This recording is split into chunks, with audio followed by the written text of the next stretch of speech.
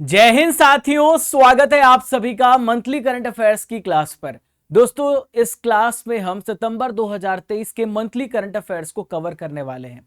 सितंबर महीने का पूरा इंपॉर्टेंट करंट अफेयर्स का यहां पर आपका रिवीजन होने वाला है।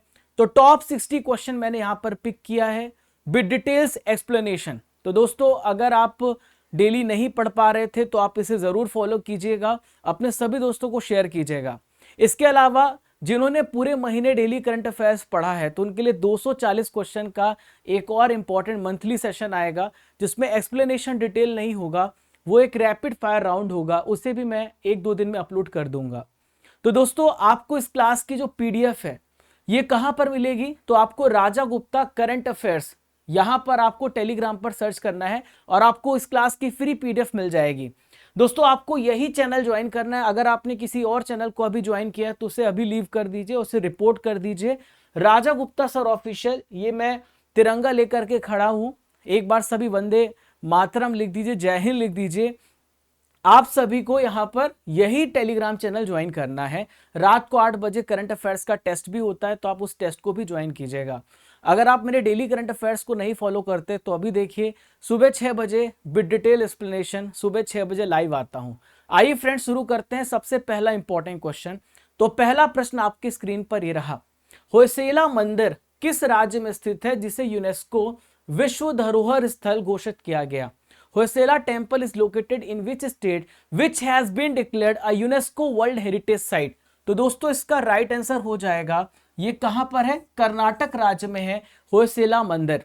तो दोस्तों, अभी इसे 42 नंबर का यूनेस्को विरासत स्थल घोषित किया गया है। आइए देखते हैं, यहां पर आप देख पा रहे हैं होयसला टेम्पल को, जो 42 नंबर का यूनेस्को विश्व धरोहर स्थल में अभी शामिल किया गया है। दोस्तों, कर्नाटक में बेलूर है, हलेबीड है और सोमनाथपुरा है। तो यहां पर इसके होयसला मंदिरों को यूनेस्को की विश्व धरोहर सूची में जोड़ा गया है। दोस्तों, यहां पर मैं आपको एक और इंपॉर्टेंट जानकारी दूंगा। अगर आपसे पूछा जाए कि 41 नंबर का यूनेस्को साइट भारत का कौन सा घोषित हुआ है, तो यहां पर आप देख पा रहे हैं ये शांति निकेतन। तो रविन्द्रनाथ टैगोर जी का है ये शांति निकेतन। इसे 41 नंबर के यूनेस्को साइट में जोड़ा गया है। होयसला मंदिर की हम बात कर ले तो होयसला मंदिर जो है इसे हेलीबीडू मंदिर भी कहा जाता है। आपके दिमाग में सवाल उठ रहा होगा, आखिर इसका निर्माण किसने कराया है? तो 12वीं और 13वीं सेंचुरी में, शताब्दी में होयसाल राजाओं के द्वारा इसका कंस्ट्रक्शन किया गया था। और ये किस भगवान को समर्पित है? तो भगवान विष्णु और भगवान शिव को यह मंदिर समर्पित किया गया है। आइए देखते हैं क्वेश्चन नंबर 2।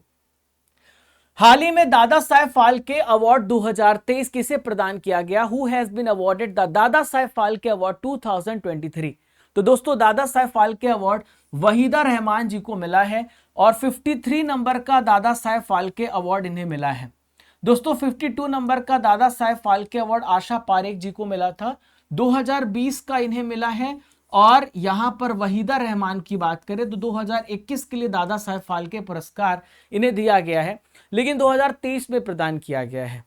तो दोस्तों, यहां पर आप वहीदा रहमान को देख पा रहे हैं जिन्हें दादा साहेब फाल्के अवार्ड से सम्मानित किया गया। 53 नंबर का अवार्ड है। ठीक है दोस्तों, यहां पे ये जो जानकारी है हमें कैसे प्राप्त होती है, तो हमारी एक मिनिस्ट्री है, इसे हम बोलते हैं इंफॉर्मेशन और ब्रॉडकास्टिंग मिनिस्ट्री, और इसके मिनिस्टर है अनुराग ठाकुर, जो वर्तमान में भारत के स्पोर्ट्स मिनिस्टर भी हैं। इन्होंने ये सूचना दी है कि दादा साहेब फाल्के अवार्ड इन्हें प्रदान किया जाएगा। दोस्तों, यह सम्मान प्राप्त करने वाली किस नंबर की महिला कलाकार है? तो आपको यह भी याद रखना है, she is 8th female artist to receive this honour. दोस्तों, दादा साहेब फाल्के की बात आ रही है तो दादा साहेब फाल्के अवार्ड के बारे में मैं आपको सारी महत्वपूर्ण जानकारी दूंगा। तो दोस्तों, सिनेमा जगत का भारत का सबसे सर्वोच्च पुरस्कार दादा साहेब फाल्के है, जिसकी शुरुआत 1969 में कब हुई? 1969 में, और देविका रानी जी को सबसे पहले अवार्ड दिया गया था। इस पुरस्कार में 10 लाख रुपए कैश प्राइज मिलता है, एक स्वर्ण कमल मिलता है, एक सर्टिफिकेट मिलता है और एक रेशम की पट्टिका मिलती है और एक शॉल प्रदान किया जाता है। तो ये सब प्राइजेस है जो इस पे मिलते हैं। दोस्तों, भारत में सूचना और प्रसारण मंत्रालय है, जिसके द्वारा यहां पर फिल्म महोत्सव निदेशालय के द्वारा हर साल जब राष्ट्रीय फिल्म पुरस्कार समारोह मनाया जाता है तब यह पुरस्कार प्रदान किया जाता है। दादा साहब फाल्के की बात करें तो इन्हें धुंडी राज गोविंद फाल्के के नाम से भी जाना जाता है और ये फादर ऑफ इंडियन सिनेमा, भारतीय सिनेमा के जनक भी कहे जाते हैं दादा साहब फाल्के। तो भारतीय सिनेमा के क्या कहे जाते हैं? फादर कहे जाते हैं। आइए बढ़ते क्वेश्चन नंबर 3 पर।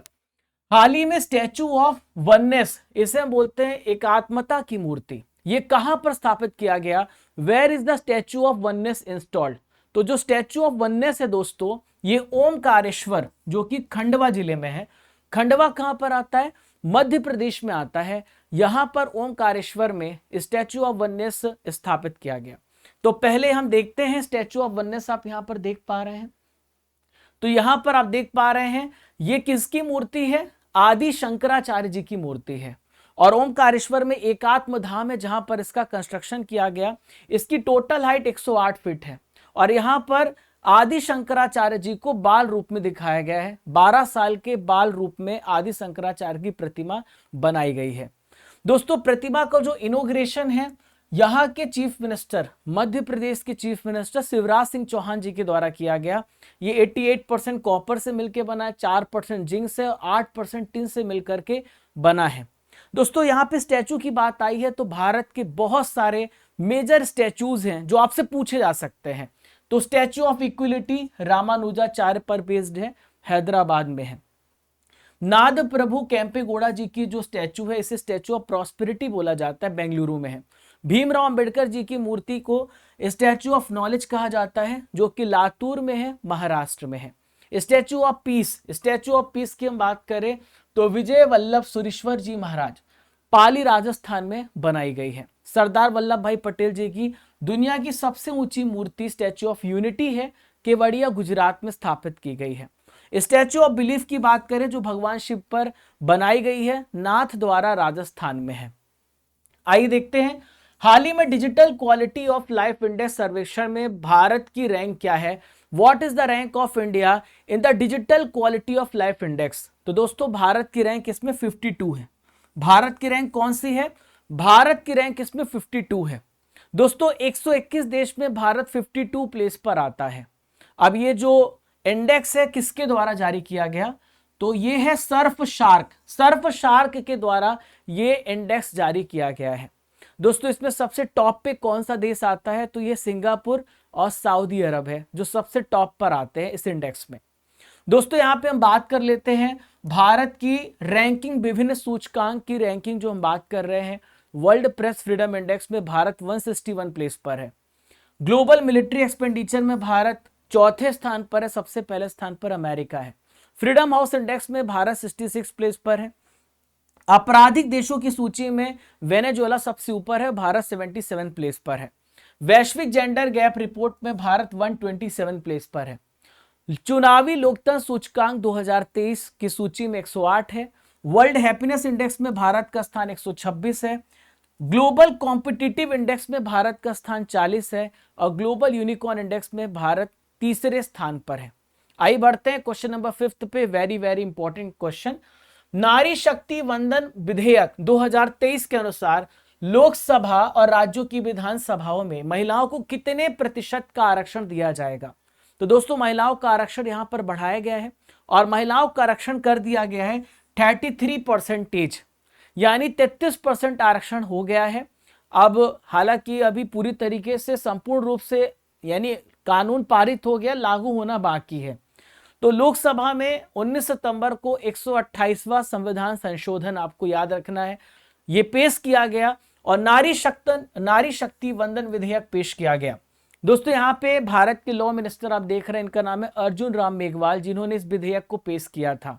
यहाँ पर अब सीटों की संख्या 181 हो जाएगी जब महिलाओं को 33% रिजर्वेशन मिल जाएगा। आइए देखते हैं नेक्स्ट क्वेश्चन। संजय मिश्रा के स्थान पर ईडी के प्रभारी निदेशक हाल ही में कौन बने हैं? Who has replace Sanjay Mishra as the director in charge of ED? तो ईडी के देखिए यहां पर राहुल नवीन इसका सही उत्तर है। तो ईडी के प्रभारी निदेशक राहुल नवीन बने हैं। दोस्तों, आईआरएस ऑफिसर हैं राहुल नवीन, 1993 बैच के सीनियर ऑफिसर हैं, जिन्हें प्रभारी निदेशक एनफोर्समेंट डायरेक्टर यहां पर ईडी का प्रभारी बनाया गया है। दोस्तों बात यहां पे ईडी की आई है, तो ईडी जो है इसे हम बोलते हैं प्रवर्तन निदेशालय, जिसकी स्थापना 1956 में की गई थी और इसका हेडक्वार्टर दिल्ली भारत में है। और ये किस मिनिस्ट्री के अंतर्गत आता है? तो भारत में फाइनेंस मिनिस्ट्री जिसके अंतर्गत ये आता है। और जो भी व्यक्ति गलत तरीके से पैसा कमाता है, धन को एकत्रित करता है, उसे वैध बनाने की कोशिश करता है, तो उस पर कानूनी कार्रवाई करने का जो यहाँ पर ईडी छापा मारती है, और जो टैक्स छिपाता है उस पर छापेमारी करने का काम किसका होता है? ईडी का होता है। नेक्स्ट क्वेश्चन आप सभी के सामने रहा, पुराने संसद भवन को अब किस नाम से जाना जाएगा? By what name will the old parliament house now be known? तो दोस्तों पुराने संसद भवन का नाम बदल दिया गया है, अब ये जाना जाएगा संविधान सदन। दोस्तों इसे कॉन्स्टिट्यूशन हाउस कहा जाएगा। जैसा कि आप सभी को पता है कि भारत को नया जो संसद भवन है वो मिल चुका है, और अब पुराने संसद भवन का क्या होगा? तो उसे हम संविधान सदन बना देंगे, और यहां पर इसे संविधान सदन के नाम से जाना जाएगा। दोस्तों पुराना संसद भवन के बारे में इंपॉर्टेंट जानकारी, आप पुराने संसद भवन को देख पा रहे हैं। 1921 में इसका शिलान्यास किया गया था ड्यूक ऑफ कॉनॉट ने, और इसकी डिजाइनिंग करने का काम एडविन के लुटियंस ने किया था और हार्बर्ट बेकर ने किया था।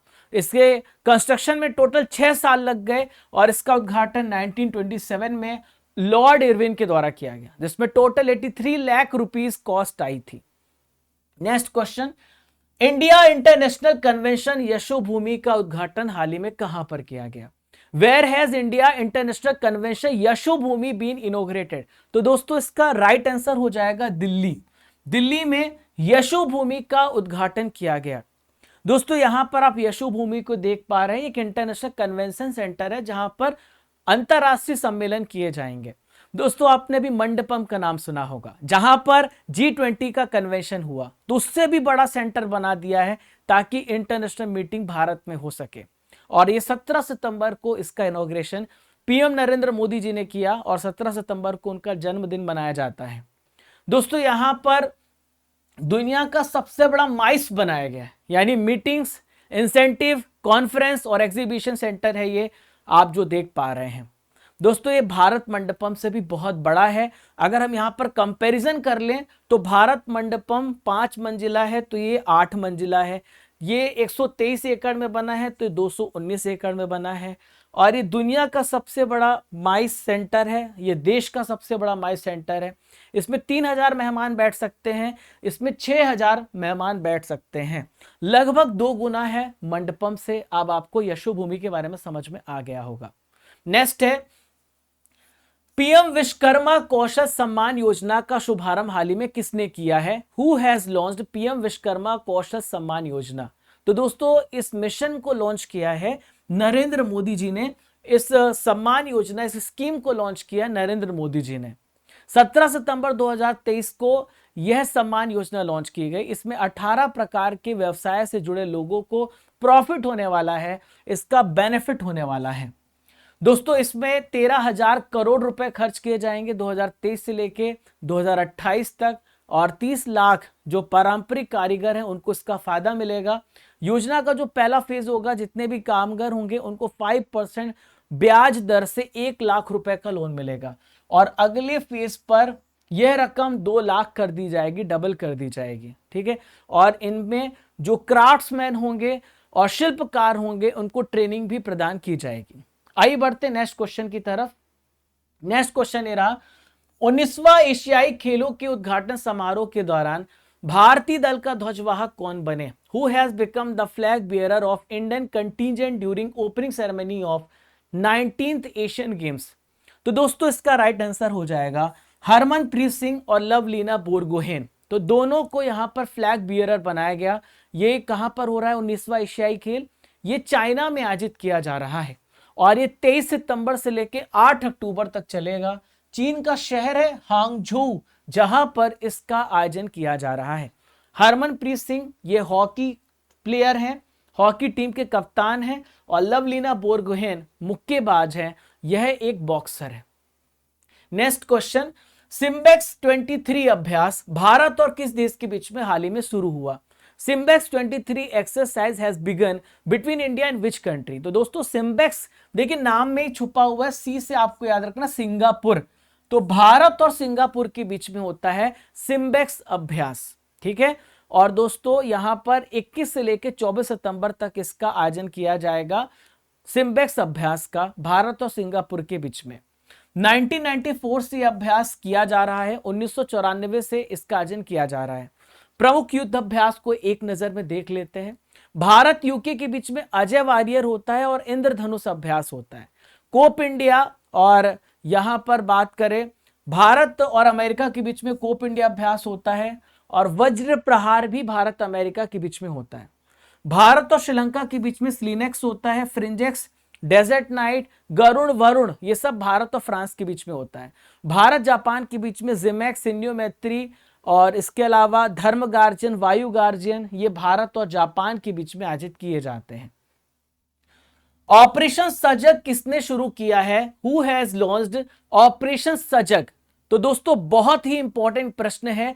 तो ऑपरेशन सजग को लॉन्च किया है भारतीय तटरक्षक बल यानी इंडियन कोस्ट गार्ड ने ऑपरेशन सजग स्टार्ट किया है।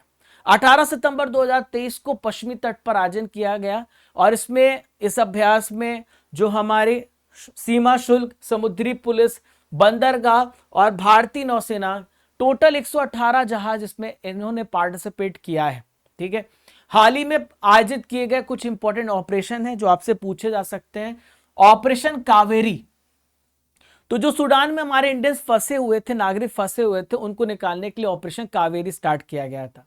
ऑपरेशन सद्भावना, भारतीय सेना के द्वारा जम्मू कश्मीर में जो ग्रामीण क्षेत्र हैं और एलओसी के पास क्षेत्र हैं उनके लोगों की मदद के लिए ऑपरेशन सद्भावना स्टार्ट किया गया। ऑपरेशन अलर्ट, बीएसएफ के द्वारा भारत पाकिस्तान की सीमा की सिक्योरिटी के बढ़ाने के लिए ऑपरेशन अलर्ट स्टार्ट किया गया। ऑपरेशन ऑक्टोपस की बात करें तो इसमें एनआईए और ईडी के द्वारा पीएफआई, जिसे हम बोलते हैं पॉपुलर फ्रंट ऑफ इंडिया, और इसके विरुद्ध छापेमारी की गई थी। ये टेरर फैला रहे थे, हमारे देश में हिंसा फैला रहे थे। ऑपरेशन दोस्त भारत सरकार ने स्टार्ट किया था। भारत सरकार ने भूकंप प्रभावित तुर्की और सीरिया की मदद के लिए ऑपरेशन दोस्त स्टार्ट किया था।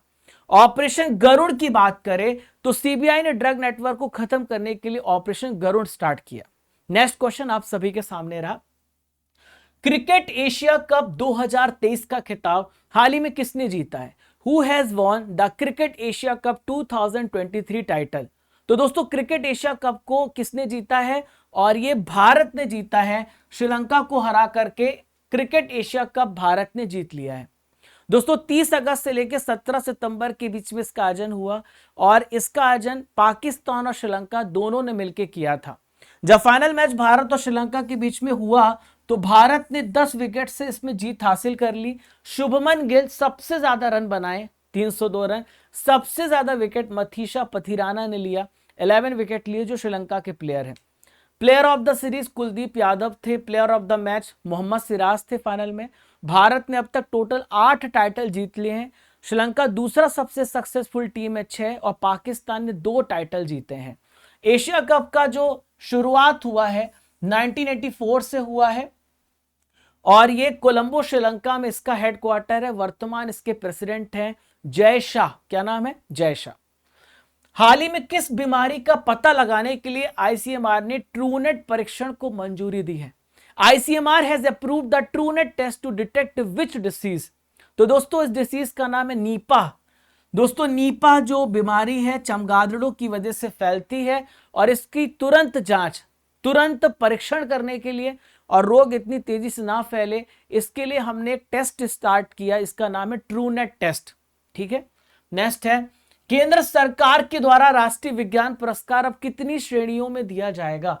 National science award will now be given by central government in how many categories? तो दोस्तों आपको ये बात याद रखना है, वेरी वेरी इंपॉर्टेंट। तो ये 4 श्रेणियों में, 4 कैटेगरियों में अवार्ड दिया जाएगा। 4 कैटेगरी है, विज्ञान रत्न, विज्ञान श्री, विज्ञान युवा शांति स्वरूप भटनागर और विज्ञान टीम। तो ये 4 श्रेणियों में, 4 कैटेगरियों में पुरस्कार दिया जाएगा। जो युवा वैज्ञानिक होंगे उनको सर्वोच्च सम्मान शांति स्वरूप भटनागर, ये नाम उन्हें दिया जाएगा, ये नाम बरकरार रखा गया है। यानी अगले वर्ष से पुरस्कार दिए जाएंगे। इसमें 25 विज्ञान श्री, 25 विज्ञान युवा और 3 विज्ञान टीम पुरस्कार दिया जाएगा। और विज्ञान युवा की जो आयु सीमा होगी 45 ईयर्स होगी। नेक्स्ट क्वेश्चन, हाल ही में चीफ मिनिस्टर ब्रेकफास्ट स्कीम किस राज्य में शुरू की गई? Chief minister breakfast scheme has been launch in which state? तो चीफ मिनिस्टर ब्रेकफास्ट स्कीम को तेलंगाना राज्य में लॉन्च किया गया। कहां पर? तेलंगाना राज्य में चीफ मिनिस्टर ब्रेकफास्ट स्कीम को लॉन्च किया गया है। दोस्तों चीफ मिनिस्टर जो है तेलंगाना के चंद्रशेखर राव, जिन्होंने 24 अक्टूबर से स्टार्ट करने की इस स्कीम की स्टार्ट करने की घोषणा की है। ये एप्लीकेबल होगा 1 to 10th क्लास के लिए, ठीक है, 1 to 10th क्लास के लिए एप्लीकेबल होगा। इस योजना का जो उद्देश्य है, ऑब्जेक्टिव है, वो ये है कि विद्यार्थियों को पढ़ाया तो जाए, साथ साथ उनको न्यूट्रिशनल भोजन प्रदान किया जाए। इसका ये उद्देश्य है। इसके लिए 400 करोड़ रुपए की अतिरिक्त लागत खर्च आएगी। दोस्तों बहुत सारी स्कीम्स अभी लॉन्च की गई, एक बार उसे भी रिवाइज कर लेते हैं। अमृत महोत्सव एफडी योजना आईडीबीआई बैंक ने लॉन्च किया है। बाढ़ राहत सहायता योजना को बिहार ने लॉन्च किया है। नेक्स्ट है मुख्यमंत्री युवा स्वरोजगार योजना, जो कि यूपी सरकार ने लॉन्च किया है। विट्ठल रुक्मणी वर्करी योजना महाराष्ट्र सरकार के द्वारा लॉन्च की गई है। एशियन गेम्स में भारत की घुड़सवारी टीम ने कौन सा मेडल भारत को दिलाया? Which medal has the Indian equestrian team won in the Asian Games 2023? तो दोस्तों इसका राइट आंसर है जो हमारी हॉर्स राइडिंग टीम है, इन्होंने भारत को गोल्ड मेडल दिलाया है। तो ये वो टीम है जिन्होंने भारत को गोल्ड मेडल दिलाया। एशियन गेम्स चाइना में हो रहा है, 19वां नंबर का एशियन गेम्स का आयोजन किया जा रहा है, ठीक है। सुदीप्ति हजेला, दिव्य कीर्ति सिंह, हृदय छेड़ा और अनुष अग्रवाल ने 41 साल बाद देश को गोल्ड मेडल दिलाया घुड़सवारी में, ठीक है। और यहां पर शूटिंग में भी हमें 10 मीटर एयर राइफल में ऐश्वर्य प्रताप सिंह, दिव्यांश सिंह और रुद्रांश पाटिल की टीम ने भारत को गोल्ड मेडल दिलाया है, ठीक है। इसके अलावा एशियन गेम्स में वीमेंस क्रिकेट टीम ने भारत को गोल्ड मेडल दिलाया है। नेक्स्ट है पहली हरित हाइड्रोजन ईंधन सेल बस को कहां पर हरी झंडी दिखाई गई है? Where has first green hydrogen fuel cell bus has been flagged off? तो दोस्तों इसका राइट आंसर हो जाएगा नई दिल्ली, न्यू दिल्ली में दोस्तों हाइड्रोजन ईंधन सेल बस को अभी हरी झंडी दिखाई गई है। दोस्तों भारत के वर्तमान जो पेट्रोलियम मिनिस्टर है हरदीप सिंह पुरी, इन्होंने न्यू दिल्ली के कर्तव्य पद से इसे हरी झंडी दिखाई है। दोस्तों ये पूरी तरीके से जो फ्यूल यूज कर रही वो वाटर है, जिससे हाइड्रोजन एनर्जी बनेगी, जिससे ये चलने वाली है। ये जो सेल है, सेल बस है, हाइड्रोजन ईंधन सेल बस है, ये इससे चलेगी। दोस्तों फर्स्ट इन इंडिया को यहां पर डिस्कस करेंगे। जो भारत में प्रथम घटनाएं हुई, विश्व में प्रथम घटनाएं हुई हैं। तो वर्ल्ड का पहला एथेनॉल पावर्ड कार, ये न्यू दिल्ली में अभी अनावरण किया गया था। भारत में पहली बार हाइड्रोजन बस सेवा लेह में स्टार्ट की गई थी। दुनिया की पहली हाइड्रोजन ट्रेन जर्मनी में चलाई गई, दूसरी ट्रेन चाइना और तीसरी ट्रेन भारत की होगी। दुनिया का पहला डुअल मोड व्हीकल जापान ने लॉन्च किया है। किसने? जापान।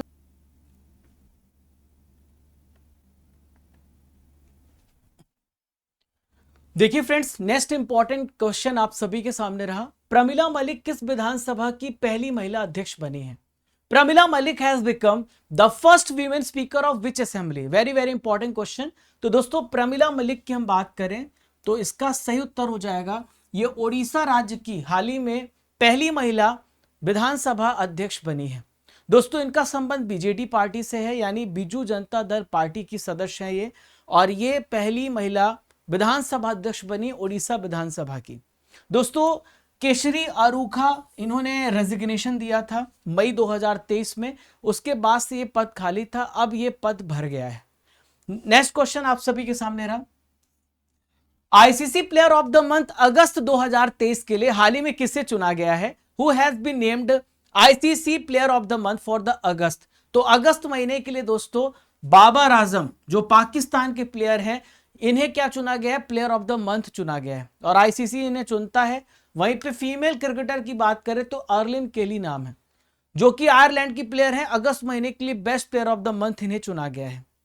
हाल ही में वेनेडियम की खोज किस राज्य के तट पर की गई?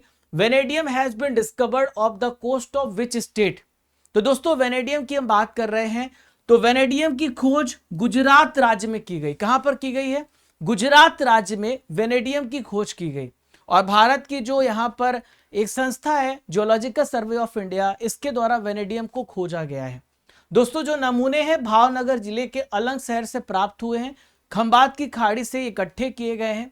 दोस्तों इसका जो इस्तेमाल किया जाता है कच्चे माल के रूप में किया जाता है, डिफेंस क्षेत्र में किया जाता है, और स्टील और टाइटेनियम को बहुत स्ट्रांग बनाने, उन्हें मजबूत बनाने के लिए इसका इस्तेमाल, इसका यूज किया जाता है। भारत ने किस देश को G20 की अध्यक्षता सौंपी है? India has handed over the presidency of G20 to which country? तो दोस्तों इसका राइट आंसर हो जाएगा ब्राजील। 2024 में जो G20 होने वाला है ब्राजील में होगा, 2025 में साउथ अफ्रीका में G20 होने वाला है। दोस्तों G20 इस साल भारत में हुआ था, और यहां पे जो ब्राजील के प्रेसिडेंट हैं वो है लूला डा सिल्वा। इनको अध्यक्षता सौंपी गई पीएम नरेंद्र मोदी जी के द्वारा। अगले वर्ष ब्राजील में G20 होगा। G20 की बात करें तो 1999 में G20 की स्थापना हुई थी। इसका काम है, इसका उद्देश्य है पूरे ग्लोबल रूप में जो फाइनेंशियल स्टेबिलिटी है उसको लाना और आर्थिक विकास को बढ़ाना। दोस्तों G20 का पहला सम्मेलन अमेरिका वॉशिंगटन में हुआ था। 2022 पिछला सम्मेलन इंडोनेशिया में हुआ था। 2024 ब्राजील में होगा। 2025 दक्षिण अफ्रीका में होगा। विजयवाड़ा रेलवे स्टेशन किस राज्य में है? हाल ही में से ग्रीन रेलवे स्टेशन सर्टिफिकेट प्राप्त हुआ है। Vijayawada railway station is located in which state which has received green railway station certificate? तो विजयवाड़ा रेलवे स्टेशन की हम बात कर रहे हैं, तो ये आंध्र प्रदेश में है। विजयवाड़ा रेलवे स्टेशन कहां पर है? आंध्र प्रदेश में है विजयवाड़ा रेलवे स्टेशन। दोस्तों विजयवाड़ा रेलवे स्टेशन की बात करें तो जो इन्वायरमेंटल स्टैंडर्ड्स हैं उसको इसने इंप्रूव किया है, और जो पैसेंजर्स हैं उनको एनवायरमेंट फ्रेंडली सेवाएं प्रदान की है, इसलिए इसे ग्रीन रेलवे सर्टिफिकेट प्रदान किया गया है, सम्मानित किया गया है। और भारत में IGBC एक संस्था है जिससे हम बोलते हैं इंडियन ग्रीन बिल्डिंग काउंसिल, जो ये सर्टिफिकेट प्रदान करती है। ठीक है, जून 2023 में विजयवाड़ा एक और अचीवमेंट प्राप्त किया था। भारत का पहला पूरी तरीके से सोलर एनर्जी से चलने वाला प्लेटफॉर्म बना था। नेक्स्ट है सैफ अंडर 16 चैंपियनशिप 2023 का खिताब किसने जीता है? Who has won Saif under 16 championship 2023 title? तो दोस्तों भारत ने सैफ अंडर 16 चैंपियनशिप का टाइटल अपने नाम कर लिया है। भारत ने भूटान को हराया है, और ये फाइनल मैच बांग्लादेश में हुआ था, तो 2-0 से जीत करके चैंपियनशिप को अपने नाम किया। भारत का ये 5th टाइटल था। दोस्तों सबसे टॉप स्कोरर थे मोहम्मद अरबाश, जिन्होंने 3 गोल किए। सबसे बेस्ट गोलकीपर सूरज सिंह थे। यहां पे सैफ की बात करें तो सैफ का फुल फॉर्म होता है साउथ एशियन फुटबॉल फेडरेशन, जिसकी स्थापना 97 में हुई है। हेडक्वार्टर ढाका बांग्लादेश में है। इसमें टोटल 7 मेंबर्स हैं। काजी सलाउद्दीन इसके वर्तमान अध्यक्ष हैं। हाल ही में G20 का 21st मेंबर कौन सा देश बना? Which has become the 21st member of G20? तो दोस्तों यहां पे अफ्रीकन यूनियन को आप सिलेक्ट कर लीजिए। अफ्रीकन यूनियन G20 का 21st मेंबर बना है। दोस्तों यहां पे हम बात करते हैं तो भारत ने जो प्रस्ताव दिया था इसका समर्थन चीन और यूरोपियन यूनियन ने भी किया। तो G20 के मौके पर यहां पर अफ्रीकन यूनियन G21 बन गया है। दोस्तों यहां पर बात करें अफ्रीकन यूनियन में टोटल कितने कंट्रीज हैं, तो उसमें 55 कंट्रीज हैं जिन्हें अब बेनिफिट होने वाला है। दोस्तों अफ्रीकन यूनियन जो हेड हैं अजाली असोमानी, तो ये कोमोरोस देश के हैं। ये G20 में शामिल भी हुए थे। अफ्रीकन यूनियन की बात करें तो 1963 में अफ्रीकन यूनियन की स्थापना हुई है। टोटल 55 कंट्रीज को इंक्लूड किया गया है। इसका हेडक्वार्टर, इसका सचिवालय आदिस अबाबा में है। नेक्स्ट है यूएस ओपन 2023 में महिला एकल का खिताब किसने जीता है? Who has won women single title at US open 2023? तो दोस्तों यूएस ओपन को कोको गॉफ ने जीता है। कोको गॉफ अमेरिका देश की हैं। कहां की हैं? अमेरिका देश की कोको गॉफ, जिन्होंने यूएस ओपन 2023 का टाइटल जीता है। दोस्तों साल का जो आखिरी ग्रैंड स्लैम होता है वो यूएस ओपन होता है। इन्होंने बेलारूस की एरिना सबलेंका को हरा करके यूएस ओपन अपने नाम किया है। एरिना सबलेंका को हराया है। दोस्तों 19 ईयर्स की हैं गॉफ, और 2017 के बाद ये ऐसी पहली अमेरिकी खिलाड़ी बन गई जिन्होंने ये खिताब अपने नाम किया है। दोस्तों यहां पर पुरुष की भी हम बात करेंगे, और ये है नोवाक जोकोविच, जो कि सर्बिया के प्लेयर हैं, जिन्होंने यूएस मेल टाइटल जीता है। इन्होंने डेनियल मेदवेदेव को हराया है, जो कि रूस के प्लेयर हैं। दोस्तों जोकोविच जब इन्होंने यूएस ओपन जीता तो इन्होंने टोटल 24 ग्रैंड स्लैम जीते हैं, और सबसे ज्यादा किस पुरुष खिलाड़ी ने ग्रैंड स्लैम जीते हैं, तो यह जोकोविच, और इनका 4th यूएस ओपन टाइटल था। अब इन्होंने मार्गरेट कोर्ट की बराबरी कर ली है। 24 ग्रैंड स्लैम टाइटल नोवाक जोकोविच ने जीते हैं। इसके बाद मार्गरेट कोर्ट आते हैं 24 ग्रैंड स्लैम के साथ। सेरेना विलियम्स महिलाओं में सबसे ज्यादा ग्रैंड स्लैम जीतने वाली खिलाड़ी हैं, 23 ग्रैंड स्लैम जीती हैं। हाल ही में डेनिस ऑस्टिन का निधन हो गया है। वह किस सॉफ्टवेयर के सह निर्माता थे? Dennis Austin has passed away, he was the co creator of which software? तो दोस्तों जिसका मैं यूज करता हूं, जिसका आप यूज करते हैं, यह है एमएस पावर पॉइंट। तो एमएस पावर पॉइंट के ये सह निर्माता थे, इनका निधन हो गया है। डेनिस ऑस्टिन यहां पर आप देख पा रहे हैं, रॉबर्ट गॉस्किंस के साथ मिलकर के इन्होंने पावर पॉइंट सॉफ्टवेयर को बनाया था। हाल ही में हुए निधन को एक बार डिस्कस करते हैं। हिंदुस्तानी गायिका मालिनी रजूरकर का निधन हुआ है। अजीत निनन कार्टूनिस्ट थे, जो अब हमारे बीच में नहीं रहे। अरुण कुमार सिन्हा एसपीजी के निदेशक थे। एन वलारमथी वैज्ञानिक थे, और ये इनका निधन हो गया है। जिम्बाब्वे के पूर्व कप्तान हीथ स्ट्रीक का भी हाल ही में निधन हुआ है। नेक्स्ट क्वेश्चन, मदन लाल रैगर किस देश में भारत के राजदूत बने? Madan Lal Raigar has become the ambassador of India to which country? तो देखिए मदन लाल रैगर की बात करें तो कांगो गणराज्य इसका सही उत्तर हो जाएगा। भारत के राजदूत बने हैं कांगो गणराज्य। तो विदेश मंत्रालय ने मदन लाल रैगर को कांगो गणराज्य में अगला भारतीय राजदूत बनाया है, नॉमिनेट किया है, अपॉइंट किया है, नॉमिनेट नहीं अपॉइंट किया है। सारागढ़ी स्मारक की आधारशिला हाल ही में किस राज्य में रखी गई? The foundation stone of Saragarhi memorial has been laid in which state? तो देखिए सारागढ़ी स्मारक याद रखना, वेरी वेरी इंपॉर्टेंट। तो ये पंजाब राज्य में है सारागढ़ी का स्मारक। तो पंजाब के फिरोजपुर में चीफ मिनिस्टर भगवंत सिंह मान ने सारागढ़ी की ऐतिहासिक लड़ाई में जो बहुत सारे सैनिकों ने अपना जीवन बलिदान कर दिया था, न्योछावर कर दिया था, उन सभी बहादुर सिख योद्धाओं की श्रद्धांजलि दी है, और यहां पर स्मारक की आधारशिला रखी गई है। दोस्तों सारागढ़ी की लड़ाई कब लड़ी गई थी? तो 1897 में लड़ाई ये लड़ी गई थी। दोस्तों इसमें केवल 36 सिख रेजिमेंट के 21 सैनिक थे। इन्होंने 10,000 अफगान हमलावरों के खिलाफ लड़ाई लड़ी, जो आपने केसरी मूवी देखी होगी, तो इसी पे बेस्ड है, ठीक है। और इन्होंने आत्मसमर्पण के बजाय मौत का विकल्प चुना, आखिरी दम तक लड़ाई की है। भारतीय वायुसेना को एयरबस के द्वारा कौन सा विमान सौंपा गया? Which aircraft has been handed over to the Indian air force by Airbus? तो इसका राइट आंसर क्या हो जाएगा दोस्तों? भारतीय वायुसेना को अभी यहां पर C295, इसका राइट आंसर क्या हो जाएगा? C295 एयरबस यहां पे सौंपा गया है, ठीक है। दोस्तों European company Airbus defender and space, इसका नाम है एड स्पेस, इसने भारत को पहला C295 tactical military airlift plane सौंपा है। Air chief marshal VR Chaudhari, इन्होंने स्पेन के सेविलिया शहर में इस प्लेन को रिसीव किया है। नेक्स्ट इंपॉर्टेंट क्वेश्चन की ओर बढ़ते हैं। अगला महत्वपूर्ण प्रश्न आप सभी के सामने आने वाला है, आइए देखते हैं। चलिए, इंडोनेशिया मास्टर्स 2023 में पुरुष एकल का खिताब किस खिलाड़ी ने जीता है? विच player won the main singles title at Indonesia open 2023? तो दोस्तों यहां पर इसका राइट आंसर क्या हो जाएगा? किरण जॉर्ज, इसका सही उत्तर क्या हो जाएगा? किरण जॉर्ज। किरण जॉर्ज ने पुरुष एकल का खिताब अपने नाम अभी किया है। तो यहां पर बैडमिंटन रैंकिंग में 50 प्लेस पर काबिज किरण जॉर्ज ने जापान की कू ताकाहाशी को हरा करके इस चैंपियनशिप को अपने नाम किया है। नेक्स्ट है, रुद्रवीणा के प्रतिपादक कौन थे जिनका हाल ही में निधन हो गया? Who was the exponent of Rudraveena who passed away recently? तो दोस्तों रुद्रवीणा के प्रतिपादक थे अली जाकी हैदर। क्या नाम है इनका?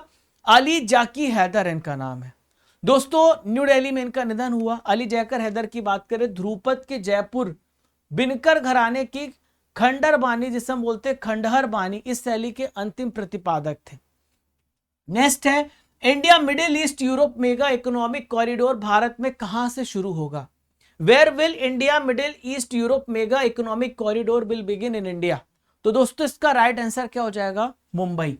दोस्तों मुंबई से शुरू होगा। भारत को बहुत बेनिफिट करने वाला G20 के मौके पर यह कॉरिडोर बनाने की जो बात कही गई थी, ये मुंबई से शुरू होगा, फिर दुबई, यहां से हैफा, फिर यहां पे पीरियस, ये पूरा यूरोप तक कनेक्ट होगा। इससे भारत के व्यापार को एक नई ऊंचाई मिलेगी। तो भारत से अरब खाड़ी तक ये ईस्ट कॉरिडोर है। नॉर्थ कॉरिडोर अरब खाड़ी से लेके यूरोप तक भारत यहां पर इसे बनाने वाला है। तो दोस्तों यहां पर इस कॉरिडोर में भारत, यूएई, सऊदी अरब, फ्रांस, इटली, जर्मनी, अमेरिका, इन सारे देश इस कॉरिडोर में शामिल हैं। और ये जो है 6000 किलोमीटर लंबा है ये कॉरिडोर, और ये 3500 किलोमीटर समुद्र मार्ग में शामिल है। दोस्तों कॉरिडोर बनने से भारत को क्या फायदा होगा? तो जो यूरोप तक हम सामान पहुंचाते हैं उसमें हमारे समय की बचत होगी, हमारा यहां पर हमारा पैसा भी बचेगा, तो 40% हमारा समय यहां पर बच जाएगा। मास्टर कार्ड इंडिया के नए चेयरपर्सन हाल ही में कौन बने? Who has become the new chairperson of master card India? तो मास्टर कार्ड इंडिया के नए चेयरपर्सन बने हैं रजनीश कुमार। ये एसबीआई के पहले चेयरमैन थे रजनीश कुमार साहब, अब ये मास्टर कार्ड इंडिया के नए चेयरपर्सन बने हैं। तो एसबीआई के पूर्व चेयरमैन को अभी बनाया गया है मास्टर कार्ड इंडिया का नया चेयरपर्सन। सिंगापुर के 9th नंबर के प्रेसिडेंट कौन चुने गए? Who has been elected as 9th president of Singapore? तो दोस्तों सिंगापुर के यहां पर थर्मन शनमुगरत्नम, इसका राइट आंसर क्या हो जाएगा? थर्मन शनमुगरत्नम 9वें राष्ट्रपति बने हैं, और यहां पर ये 8वें राष्ट्रपति हलीमा याकूब को यहां पर उन्होंने इनकी जगह बनाई है, हलीमा याकूब की जगह बने हैं। इसरो ने आदित्य L1 मिशन किसके अध्ययन के लिए लॉन्च किया है?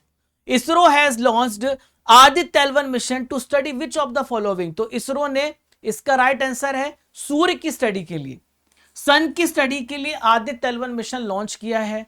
2 सितंबर 2023 को यहां पर भारत ने लॉन्च किया था 11:50 पर आदित्य L1 मिशन, जो कि श्रीहरिकोटा के सतीश धवन स्पेस सेंटर आंध्र प्रदेश से लॉन्च किया गया है। इस रॉकेट का नाम जो है PSLV C57 का एक्सेल वर्जन है। प्रोजेक्ट डायरेक्टर है निगार साजी। दोस्तों आदित्य L1 सूर्य की स्टडी करेगा, 4 महीने के बाद एक पॉइंट पे पहुंचेगा जिसे हम बोलते हैं लैग्रेंज पॉइंट। तो ये लैग्रेंज पॉइंट वो पॉइंट होता है जहां पर सूर्य की जो किरणें आती हैं, सूर्य के द्वारा जो हीट आती है उसका ज्यादा प्रभाव नहीं पड़ता है। तो ये L1 पॉइंट है जहां से आसानी से सूर्य की स्टडी करेगा और पृथ्वी को सारी इंफॉर्मेशन भेजता जाएगा। डूरंट कप 2023 का खिताब हाल ही में किसने जीता है? Who has won the Durand cup title 2023? तो डूरंट कप टाइटल मोहन बगान ने जीता है। किसने जीता है? मोहन बगान ने डूरंट कप टाइटल 2023 को अपने नाम कर लिया है। दोस्तों इसका आयोजन 3 अगस्त से लेकर 3 सितंबर तक हुआ था, कोलकाता में, गुवाहाटी में और कोकराझार में। इसमें 24 टीमों ने भाग लिया और 17वां ये खिताब था जो मोहन बगान ने इसे अपने नाम किया है। रनर अप पूर्वी बंगाल रहा। टोटल मैच 42 मैच खेले गए और विजेता राशि 60 लाख रुपए थी। जो उप विजेता थे उनको 30 लाख रुपए मिला है।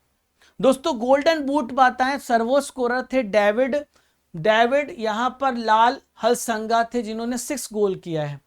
गोल्डन ग्लव्स मिला है विशाल कैथ को, मोहन बगान के प्लेयर हैं।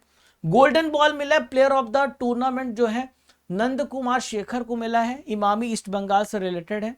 और 131वां संस्करण 2022 बेंगलुरु FC ने जीता था, पहली बार जीता था, लास्ट टाइम की चैंपियन रही है।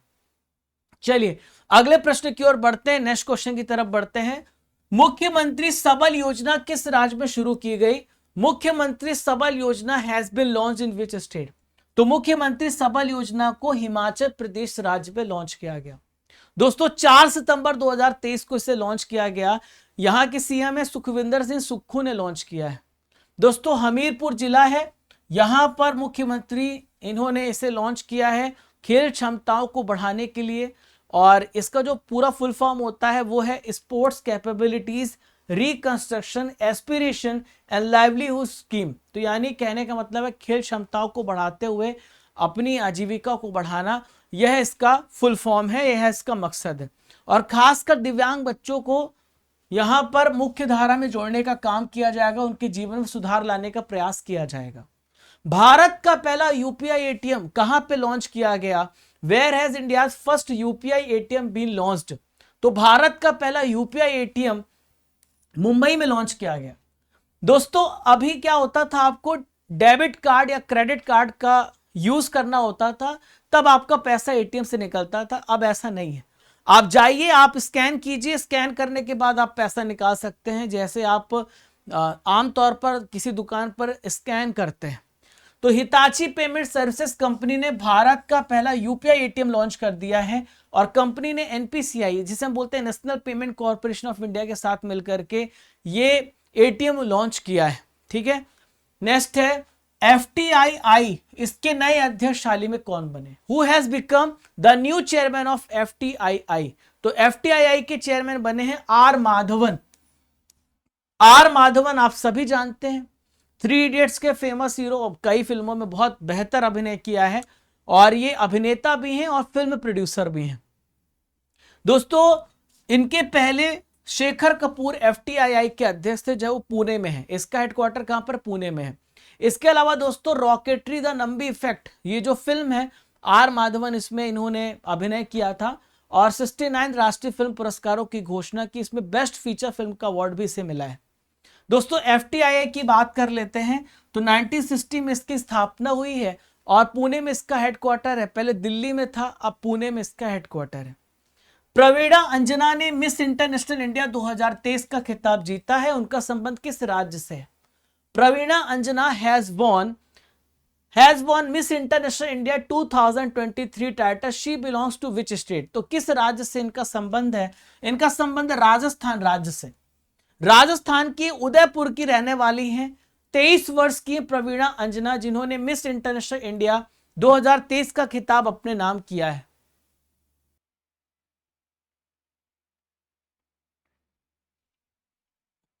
चलिए नेक्स्ट क्वेश्चन की तरफ बढ़ते दोस्तों। हाल ही में किस देश ने अपना मून मिशन स्लिम को लॉन्च किया है? Which country has launch its moon mission slim? तो स्लिम को किसने लॉन्च किया है? तो स्लिम मिशन जो है जापान ने लॉन्च किया। किसने लॉन्च किया? जापान ने।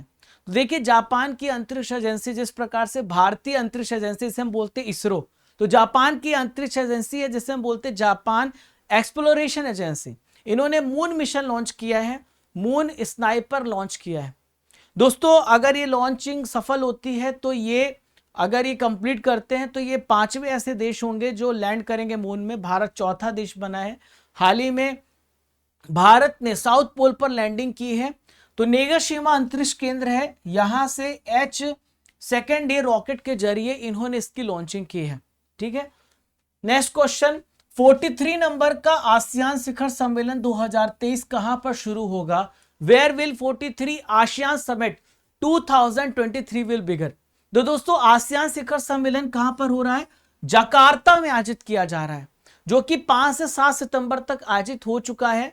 और ये यहां पर मेनली जो डिस्कशन होगा, दक्षिण चीन सागर में चीन हमेशा अपना जो बढ़त है बढ़ा रहा है, वहां पे तनाव हो गया है, तो उस तनाव को कम करने के लिए भी चर्चा की जाएगी, किस प्रकार से चीन को रोका जाए, इस पर भी चर्चा की जाएगी। आसियान की बात आई तो दोस्तों आसियान एक प्रकार का पॉलिटिकल और इकोनॉमिक यूनियन है, जिसकी स्थापना 1967 में की गई थी, और हेडक्वार्टर सचिवालय जकार्ता में है। काउ किम हॉर्न इसके महासचिव है, सेक्रेटरी जनरल है। देखिए आसियान में टोटल 11 कंट्री हैं, अभी तिमूर लेस्ते इसमें शामिल हुआ है। Myanmar, Thailand, Cambodia, Singapore, Indonesia, Malaysia, Vietnam, Laos, Philippines और ब्रुनोई। नेक्स्ट है नाभ मित्र का सफल परीक्षण कहां पर किया गया? Where has Nabh Mitra been successfully tested? तो देखिए नाभ मित्र की हम बात कर रहे हैं, तो केरल राज्य में नाभ मित्र इसका सफल परीक्षण किया गया है। तो नाभ मित्र की हम बात करें तो ये जो है फिशरमैन की सेफ्टी के लिए नाभ मित्र बनाया गया है। इसे डेवलप किया है इसरो के अंतरिक्ष अनुप्रयोग केंद्र, जो कि अहमदाबाद में है। तो दोस्तों मछुआरों की सुरक्षा यहां पर सुनिश्चित की जाएगी, और यहां पर इनको संदेश प्रदान किया जाएगा। अगर कोई किसी प्रकार की घटना होती है, कोई मौसम या फिर चक्रवात आता है, तो स्थानीय भाषा में उनको जानकारी प्रदान की जाएगी। एन वलारमथी का हाल ही में निधन हो गया, वह कौन थी? N Valarmathi has passed away, who was she? तो दोस्तों आपने अगर इसरो की लॉन्चिंग देखी होगी तो उस समय जो काउंटडाउन चल रहा था, तो वो काउंटडाउन ये साइंटिस्ट कर रही थी, लेकिन अब हमारे बीच में नहीं रही। वैज्ञानिक थी, साइंटिस्ट थी, जिनका हाल ही में निधन हो गया। तो यहां पर आप एन वलारमथी को देख पा रहे हैं। चंद्रयान 3 में इन्होंने अहम भूमिका निभाई थी। तो काउंटर डाउन के समय इनकी आवाज आप सुनते थे। दोस्तों नेक्स्ट है, नटराज की सबसे बड़ी प्रतिमा कहां पर स्थापित की गई है? Where is the tallest statue of Nataraj installed? तो दोस्तों नटराज की जो यहां पर सबसे बड़ी प्रतिमा यहां पर स्थापित की गई वो है न्यू दिल्ली में। कहां पर? नई दिल्ली में। ये जो मंडपम आप देख पा रहे हैं, जो कन्वेंशन सेंटर जहां पर G20 का आयोजन किया गया, ठीक उसके सामने 27 फीट की नटराज प्रतिमा का इनॉग्रेशन किया गया। ठीक है, दुनिया की सबसे बड़ी नटराज की प्रतिमा भारत मंडपम के सामने स्थापित की गई। ये 8 धातुओं से मिलकर बनी है। तो इसमें है zinc, copper, lead, gold, mercury, iron, ये सब इसमें शामिल है। नेक्स्ट है, ऑस्कर पुरस्कार 2024 की भारत की किस फिल्म को ऑफिशियल एंट्री मिली है? Which Indian film has received the official entry for Oscar award 2024? तो ऑस्कर अवार्ड के लिए 2018 official entry everyone is a hero को यहां पर ऑफिशियल एंट्री प्रदान की गई है। दोस्तों यहां पर हम बात करते हैं तो फिल्म फेडरेशन ऑफ इंडिया है जिन्होंने ऑफिशियल एंट्री दी है। मलयालम फिल्म है ये 2018 एवरीवन इज अ हीरो। तो दोस्तों ये जो फिल्म है किस बेस पर है? तो आपको याद होगा 2018 में भयानक केरल में बाढ़ आई थी, पूरे केरल में। तो उस बाढ़ के दौरान जो भी कहानियां हैं वो इस फिल्म में बताई गई हैं। इस कहानियों को बयां किया गया है। जूड एंथनी जोसेफ के द्वारा इसको जो है निर्देशित डायरेक्ट किया गया है। सीएम शिवराज सिंह चौहान ने किस शहर का उद्घाटन सोलर सिटी के रूप में किया है? Which city has been inaugurated as solar city by CM Shivraj Singh Chouhan? तो सीएम शिवराज सिंह चौहान के द्वारा दोस्तों सांची इसका राइट आंसर हो जाएगा। क्या हो जाएगा इसका राइट आंसर? सांची। तो सांची जो है ये सोलर सिटी ग्रुप में डेवलप किया जा रहा है। पूरे सांची को यहां पर जो ऊर्जा मिलने वाली, बिजली मिलने वाली सोलर एनर्जी से मिलने वाली है। 6 सितंबर को सांची के देश की पहली सोलर सिटी का उद्घाटन किया है। नेक्स्ट क्वेश्चन आप सभी के सामने ये रहा, किस राज्य के रायगढ़ा शॉल और कोरापुट के काला जीरा चावल जीआई टैग दिया गया है? Which state Rayagada shawl and Koraput black cumin rice has been given the GI tag? तो दोस्तों ओडिशा राज्य इसका राइट आंसर क्या हो जाएगा? ओडिशा राज्य। तो ओडिशा में रायगढ़ा जिले के हाथ से बुना हुआ शॉल है जो कि कपड़ा गंडा के नाम से जाना जाता है। और कोरापुट जिले का कोरापुट काला जीरा चावल है, इसे चावल का राजकुमार कहा जाता है। दोस्तों जीआई टैग की हम बात कर लेते हैं तो किसी भी विशिष्ट स्थान को जीआई टैग दिया जा सकता है। वो उसकी ओरिजिनल आइडेंटिटी बताता है, वो उसकी ओरिजिनलिटी बताता है। जीआई टैग से संबंधित अधिनियम 1999 में पेश किया गया था, जिसे हम बोलते हैं geographical indication of goods registration protection act 1999। और सबसे पहला जीआई टैग 2004 में दार्जिलिंग चाय को दिया गया था। और ये जो भौगोलिक संकेत अधिनियम है 2003 से प्रभावी हुए थे। कुछ इंपॉर्टेंट जीआई टैग हैं, इसे भी डिस्कस करते हैं। तो पहला है आरंबुर लकड़ी की नक्काशी जो कि तमिलनाडु में है। ठीक है। ओडिशा रसगुल्ला ओडिशा में है। नेक्स्ट है ईडू मिश्मी टेक्सटाइल जो कि अरुणाचल प्रदेश राज्य से संबंधित है। मिथिला मखाना बिहार और मरचा जो चावल है वो भी बिहार। सोहराइस खोबर पेंटिंग झारखंड राज्य से संबंधित है। हाल ही में अरुण कुमार सिन्हा का निधन हो गया, वह वर्तमान में किस पद पर थे? Arun Kumar Sinha has passed away, he was currently holding which post? तो अरुण कुमार सिन्हा अब हमारे बीच में नहीं रहे। और अरुण कुमार सिन्हा ये डायरेक्टर जनरल थे, एसपीजी के महानिदेशक थे। किसके थे? एसपीजी के महानिदेशक थे अरुण कुमार सिन्हा। देखिए एसपीजी का फुल फॉर्म होता है स्पेशल प्रोटेक्शन ग्रुप, जो खासकर प्रधानमंत्री की प्रोटेक्शन के लिए होता है। 61 वर्ष की आयु में इनका निधन हो गया।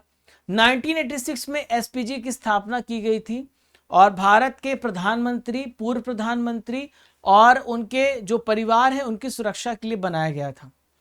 किस राज्य के चोकुवा चावल को जीआई टैग मिला है? Which state Chokuwa rice has got the GI tag? तो देखिए यहां पर इंपॉर्टेंट क्वेश्चन है, तो ये असम राज्य इसका सही उत्तर हो जाएगा। असम राज्य के चोकुवा चावल को जीआई टैग दिया गया है। ठीक है दोस्तों, ये जो चावल की विशेष किस्म है ब्रह्मपुत्र नदी के क्षेत्र में यहां पर डेवलप की जाती है। असम में तिनसुकिया, धेमाजी और डिब्रूगढ़ क्षेत्र में चावल पाया जाता है। इसे मैजिक राइस से भी जाना जाता है।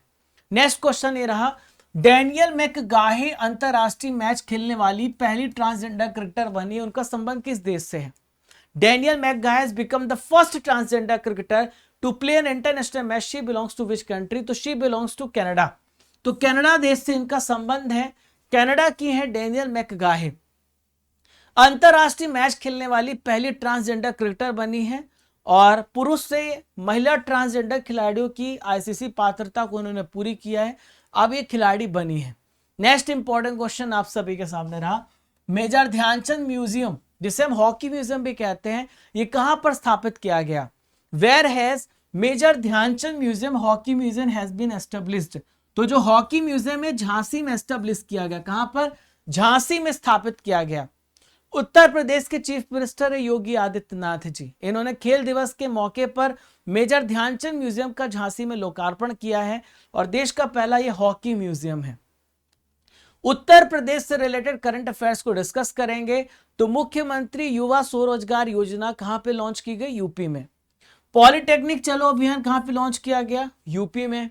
मुख्यमंत्री खेत सुरक्षा योजना यूपी में। नंद बाबा दुग्ध योजना यूपी में लॉन्च की गई है। Very very important question, most important question, इसको आपको दिमाग में छाप लेना है।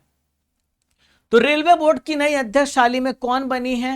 Who has become the new chairman of railway board? तो रेलवे बोर्ड की नई चेयरमैन अभी बनी है जया वर्मा सिन्हा। क्या नाम है? जया वर्मा सिन्हा। आप रेलवे बोर्ड की नई चेयरमैन को देख पा रहे हैं और ये पहली महिला अध्यक्ष बनी है। तो कैबिनेट की नियुक्ति समिति ने रेलवे बोर्ड का अध्यक्ष और सीईओ बनाया जया वर्मा सिन्हा। ये अनिल कुमार लाहोटी की जगह लेंगे। और भारत के जो रेलवे मिनिस्टर हैं वो हैं अश्वनी वैष्णव। भारत में टोटल कितने रेलवे बोर्ड हैं? भारत में टोटल 18 रेलवे बोर्ड है। कितने रेलवे बोर्ड है? भारत में टोटल 18 रेलवे बोर्ड है।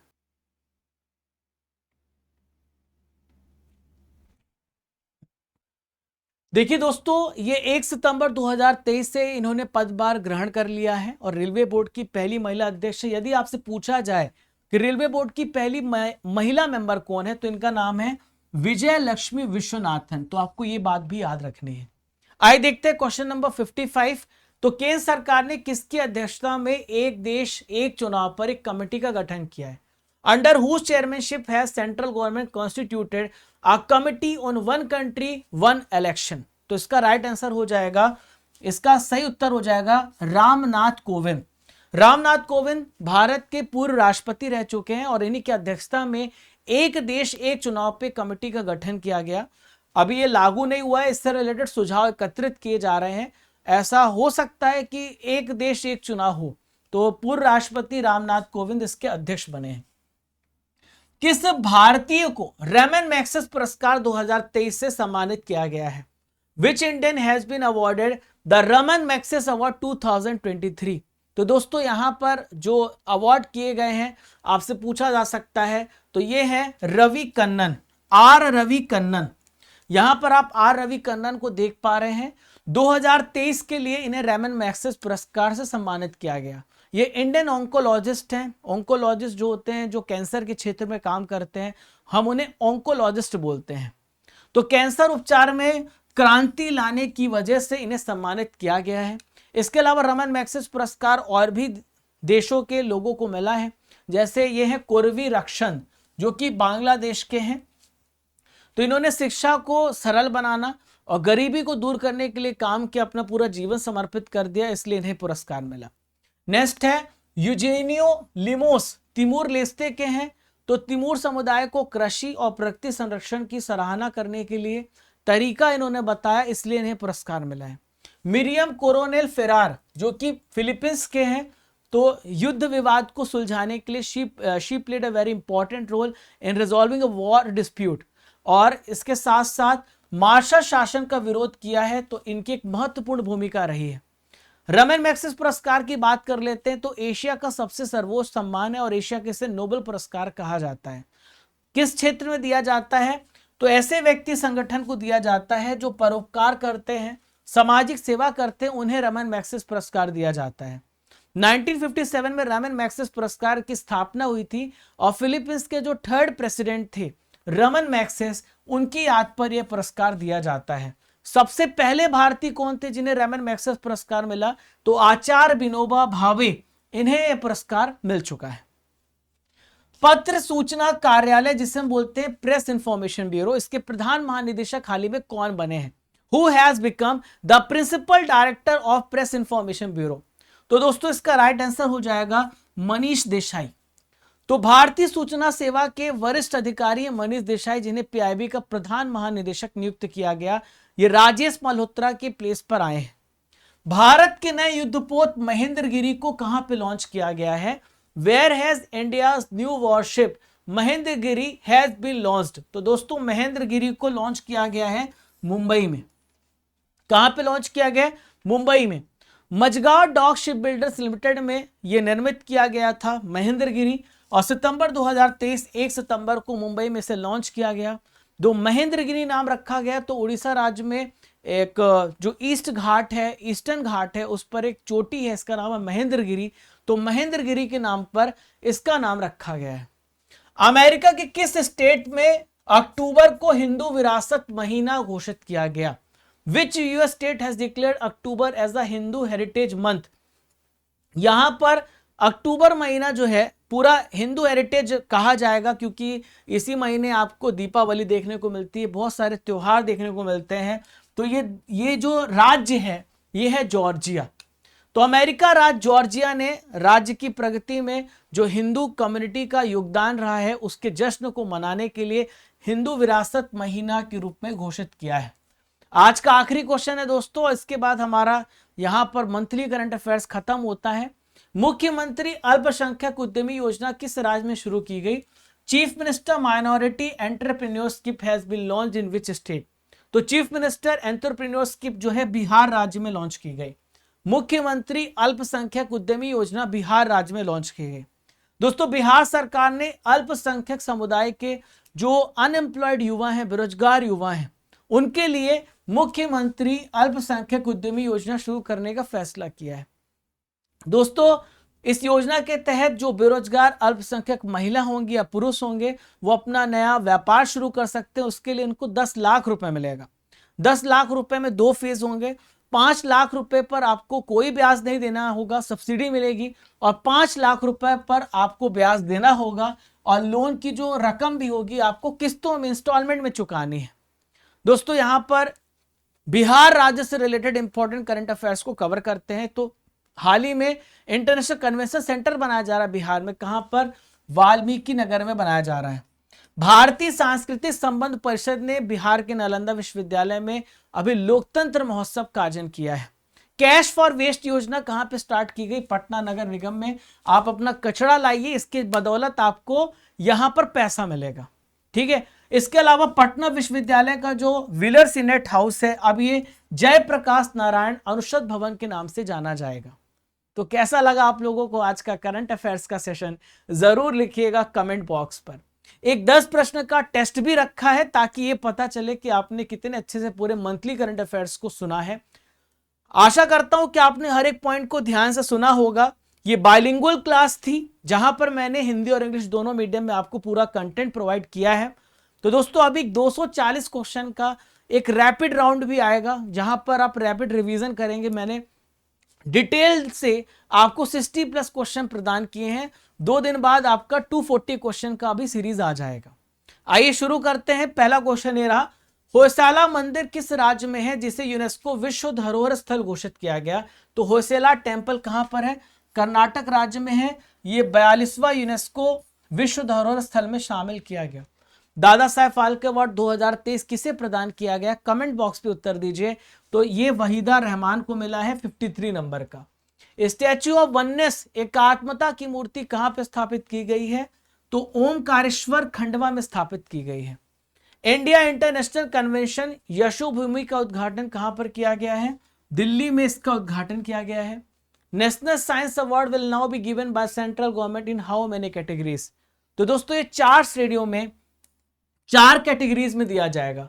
चीफ मिनिस्टर ब्रेकफास्ट स्कीम किस राज्य में शुरू की गई है? तो चीफ मिनिस्टर ब्रेकफास्ट स्कीम को तेलंगाना राज्य में स्टार्ट किया गया है। एशियन गेम 2023 का आयोजन हो रहा है और भारत की घुड़सवारी टीम ने कौन सा मेडल जीता है? तो भारत की घुड़सवारी टीम ने गोल्ड मेडल जीता है। वेनेडियम की खोज किस राज्य के तट पर की गई है? तो गुजरात राज्य के तट पर वेनेडियम की खोज की गई है। भारत ने किस देश को G20 की अध्यक्षता सौंपी है? तो अगले वर्ष G20 ब्राजील में होगा। G20 का 21st मेंबर कौन बना है? तो G20 का 21st मेंबर अफ्रीकन यूनियन बना है। हाल ही में डेनिस ऑस्टिन का निधन हो गया। वह किस सॉफ्टवेयर के सह निर्माता थे? तो डेनिस ऑस्टिन का निधन हुआ, ये MS पावर पॉइंट के सह निर्माता थे, अब हमारे बीच में नहीं रहे। दोस्तों एक प्रश्न का उत्तर आपको कमेंट बॉक्स पे देना है। MS स्वामीनाथन भारत में किस कृषि क्रांति के जनक थे जिनका निधन हो गया? आपको इसका उत्तर कमेंट बॉक्स पे देना है। इसके अलावा आपको इस व्यक्ति को पहचानना, ये व्यक्ति कौन है, और इनके बारे में आपको 4 से 5 लाइनें लिखनी है। जो बेस्ट लाइनें होंगी हम उसे पिक करेंगे। मैं हूं आप सभी का राजा गुप्ता, जो डेली करंट अफेयर्स पढ़ाता हूं, वीकली करंट अफेयर्स पढ़ाता हूं, बर्निंग इशू पढ़ाता हूं, हर राज्य के स्टेट करंट अफेयर्स को कवर करता हूं और जीके के करंट अफेयर्स का आपके लिए कंप्लीट पैकेज, कंप्लीट सोल्यूशन हूं। दोस्तों डेली करंट अफेयर्स को जरूर देखिए, आपको बहुत मजा आएगा। पहले इस्तेमाल करें फिर विश्वास करें। सुबह 6 बजे मैं लाइव आता हूं करंट अफेयर्स के साथ, आपको बहुत डिटेल मिलेगा, 10 प्रश्नों की विशेष एनालिसिस मिलेगी। लास्ट में मैं आपको बता दूं करंट अफेयर्स की जो PDF है आपको Raja Gupta current affairs Telegram channel पर मिलेगी। हर क्लास की PDF आपको यहीं पर मिलती है। आपको केवल यही चैनल ज्वाइन करना है। इस चैनल की लिंक, टेलीग्राम की जो लिंक है डिस्क्रिप्शन बॉक्स में दी गई, कमेंट बॉक्स पे पिन की गई है। इसके अलावा आप सर्च भी कर सकते हैं राजा गुप्ता करंट अफेयर्स @ लगाकर। आप मुझे फेसबुक पे फॉलो कर सकते हैं, आप मुझे इंस्टाग्राम में फॉलो कर सकते हैं, राजा गुप्ता _ऑफिशियल लिखा हुआ है। इस सभी का लिंक आपको डिस्क्रिप्शन बॉक्स में मिल जाएगा। हमारा व्हाट्सएप चैनल भी ज्वाइन कर सकते हैं, जहां पर आपको वहां भी PDF मिल जाएगी। और आप मुझे ट्विटर यानी X में भी फॉलो कर सकते हैं @RajaGupta111। इन सभी की लिंक आपको डिस्क्रिप्शन बॉक्स में दी गई है, तो आप उससे ज्वाइन कर सकते हैं। आशा करता हूं कि आपको सेशन अच्छा लगा होगा। अगर अच्छा लगा होगा तो ज़रूर सब्सक्राइब करिएगा, चैनल को सपोर्ट कीजिएगा, लाइक कीजिएगा और शेयर करिएगा। अपने सभी दोस्तों को बताइएगा कि आपको ये सेशन कैसा लगा, क्योंकि एक संपूर्ण एनालिसिस मैंने देने का प्रयास किया है। तो फ्रेंड्स मिलते हैं 240 क्वेश्चन वाली क्लास में भी। तब तक के लिए जय हिंद, जय भारत। जब तक तोड़ेंगे नहीं तब तक छोड़ेंगे नहीं। खुश रहिए, मुस्कुराते रहिए।